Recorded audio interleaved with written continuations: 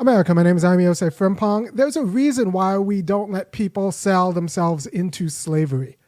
And the reason why we don't let people sell themselves into slavery is because it doesn't really matter if they choose slavery.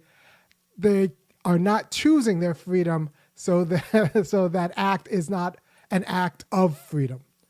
Right? So there's a difference between choice and freedom. I've talked about this a little bit before, but I'm going to go in a slightly different direction today. And I want you to keep that in mind. Why is it okay that we make verboten, we bar the ability to sell oneself into slavery? Why is that perfectly appropriate and consistent with freedom? It's because freedom is different than choice. And there are a lot of people who tell you that this is wrong, but those people are confused. The activity of freedom is not merely an activity of choice. The activity of freedom is an activity of reflection, because the choices among which you choose have to be reflected through and become a part of, your idea of freedom, right? So, and this inability to do reflection is the problem. And this becomes a deeper problem for, the market society loves the fact that we're not particularly reflective. Right? So market society loves the fact that you're not particularly reflective, because it can tell you to go with your gut. Don't think too much. Just do what you want, because it's easier to manipulate you into buying things that you shouldn't buy and taking on particular aspirations that you shouldn't take on, as long as you don't have to reflect them through. And there are little ways to kind of militate against this. I mean, one little way is people say, what would Jesus do? That's a pretty good reflective trick to teach kids, and to teach anyone, because it puts you. I've done a video about how immediacy is going to be the problem. It puts you one more step away from immediate drives and reflects those drives through, an understanding of what would Jesus do. The Mormons have choose the right, those little CTR rings they have. Orthodox Jews have an entire reflective apparatus to enculturate the process of reflection. Now, the market has taken this and has given you therapy, which says to promote reflection, but it's really reflecting crap, right? So they give you a distorted, like a funhouse mirror, and the funhouse mirror of yourself, and then tell you, well, it's wise because it's reflective, and it's reflective of you. But really, it's reflective of all the bad parts of you, right? And we are trying to kind of purify our aspirations and ideas through reflections, not just calcify all of our untoward ideas, right? So it has to be reflection through some sort of pure idea, some sort of idea of the good and what's right, not just what happens to be our own prejudices. And people go to therapists to have their own baggage put back to them, and validated, and call that doing the work of reflection. But it's really just reflecting crap, as opposed to reflecting your set of impulses through an idea of freedom. So that way you're not choosing externally given particularities that happen to be there. You're actually choosing forms of freedom because they've been reflected through forms of freedom. They've been reflected through the idea of freedom, right? So it's not, you don't realize freedom through just choosing, because you could be choosing through different varieties of poison, right? The problem is, or the activity of freedom is reflecting, is actually making the options not poison. And that takes a quality of reflection to think about, what do I want to be?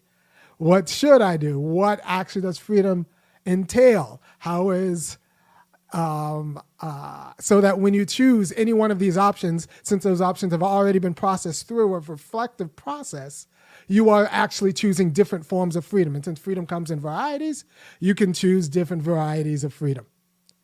Right? But it's not just, what do I immediately want to do? I'm free because I get to do what I immediately want to do because I immediately want to do it. That's not freedom, because those wants have not themselves been Hegel says purified, but purified and reflected, but they haven't themselves attained a form of freedom, right? You can't be free to choose slavery. You can't be free to choose like any of your given wants and desires just because you happen to have them. Just because you happen to have these wants and desires doesn't mean that those desires and wants are forms of freedom. They just are what's lying around.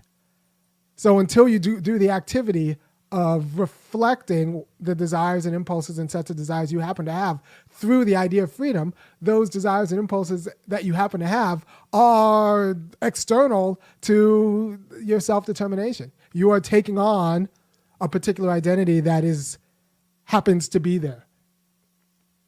Even if you're choosing among other particular identities that happen to be there. As long as those are only there because they happen to be there and not because they have themselves been reflected in a way that allows them to themselves attain a form of freedom, you're not choosing freedom. You're choosing a particular kind of poison. You know, you might have to watch this video like 3 or 4 times, but it's just right. And one thing Black people that are a lot in this country is that the culture has been decimated and remade by the needs of whites. So like the culture that we have to reflect isn't great. It is not great. It's because it's been under attack. It's like saying that, like, if you go to downtown, pick a city in Gaza, the Gaza Strip right now, it's not great. You're just right because it's been attacked. It's not because, Gazans don't know how to build cities. It's because, Israeli bombs. That's the same thing with Black culture. It has been attacked. So our not just the reflective capacities, but like the material we have to reflect against isn't great, which is why like good people make bad decisions. Good Black people thrown away. Like I said, I've told you before, and people say like, oh no, you shouldn't say that about Black families. Yeah, but the problem is good, healthy Black families are being broken up for poor culture, for reasons of poor culture. Like, and that's the biggest issue of family separation that we don't talk about in the United States, just casual divorce. Like telling kids that they don't need both parents every day. Like that's that's absurd. And that's a cultural norm that is, not great. So as if you, let's say you don't like your spouse and then you reflect it through the culture that says like, well, kids don't need both parents every day, so it's cool. Then you did the activity of reflection, but because the mirror you're using isn't purifying, isn't the appropriate filter, you got garbage back and, perpetrated a crime.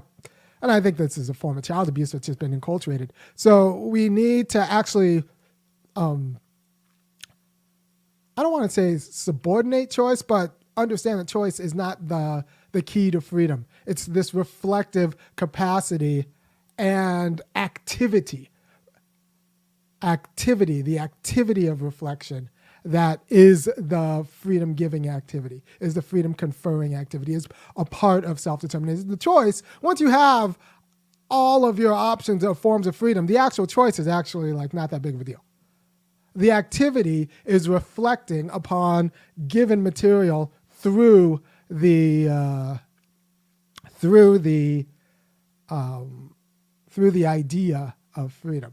So you have these given impulses that you just happen to do, but you have to put those impulses through a process. And there's a lot of things, especially in market society, that tells you that putting those impulses through a process is not worthwhile, is oppressive, or that the process you put them through doesn't matter. This is why,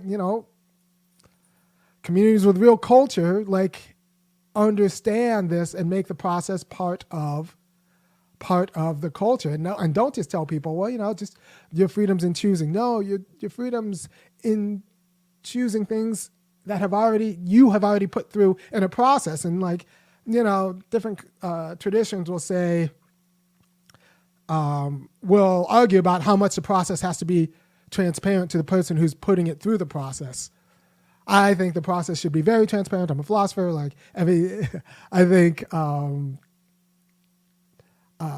people need to be led through the reasoning that upholds a process, but that then they put their aspirations or impulses or drives to pursue through that process. But the process should be transparent to them.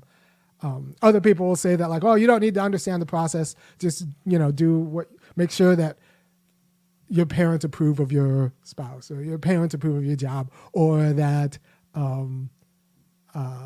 your pastor approves or whatever, or that you follow these laws. But I'm saying the process has to be transparent to your own reason, but that there has to be a process. If anything you want to do immediately, even if you choose to do it, doesn't make it a part of freedom. It makes you just giving over to a given particularity that you might have been free before you make the choice, but then you've chosen into a form of slavery because you did not vet your options through the process. You are like a slave to what happens to be the given impulses you happen to have. And this is, I think, important to teach kids. And this is like one of the reasons why you teach kids that they don't do what they want. They think about what they want and then run that thought through the idea of, like, what would Jesus do? What could I learn about, like, the realization of freedom? Like, what does all this stuff mean? Not just going with your gut. The people who want you to go with your gut are the commercial media because they can control your gut. And they don't, like, if they get you to choose between the immediately given impulses, they've already controlled you because they controlled what's immediately given. Because what's immediately given is given externally, and it's in front of you, and you just choose one that you like. But they've already gamed that system. And this is, this is important in a way that we just don't talk about. And we definitely don't talk about how this has been attacked in Black communities. Both the need for reflection has been attacked, and people should just, like, live, laugh, love, like, just got to go with it. And the need for reflection has been attacked. And also the reflective prism, I don't know what you want to talk, the mirror itself, because it's not a mirror because it doesn't reflect what happens to be in, like, you don't want this reflection just to validate what you immediately thought. You want this reflection to be an improvement, so it makes what you immediately thought to be, like, a form of freedom. So you want it to be reflected by the idea of freedom, not just immediacy. Like, does this thing comport, and how do these desires comport to self-determination in a way, right? If I don't just eat what I want to eat. I eat after, like, my wants have been reflected through, my aspirations to run a marathon, to, like, not to be good role models for my kids and all that stuff. Like, there's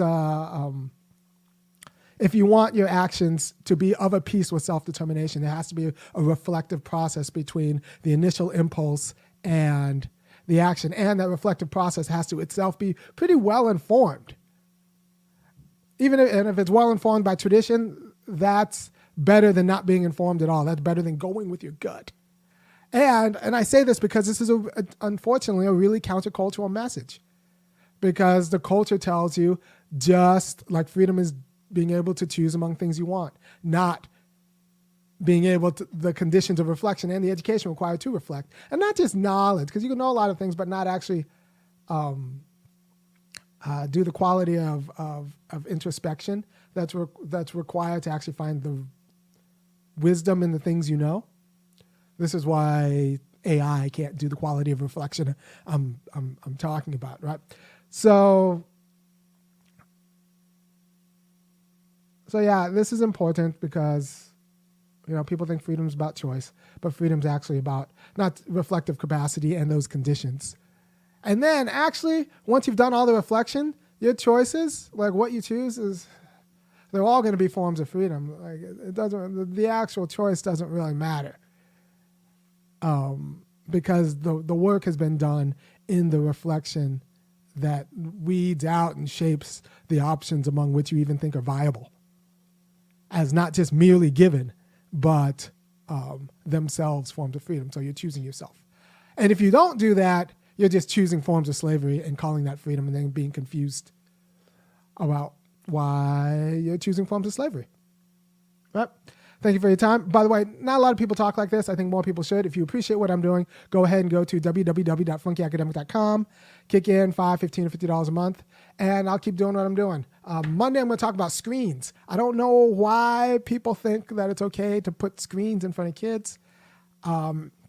Screens in school. So I'm going to go on my screed against screens on Monday because it's a plot. All right. Thank you for your time. I will see you on Monday.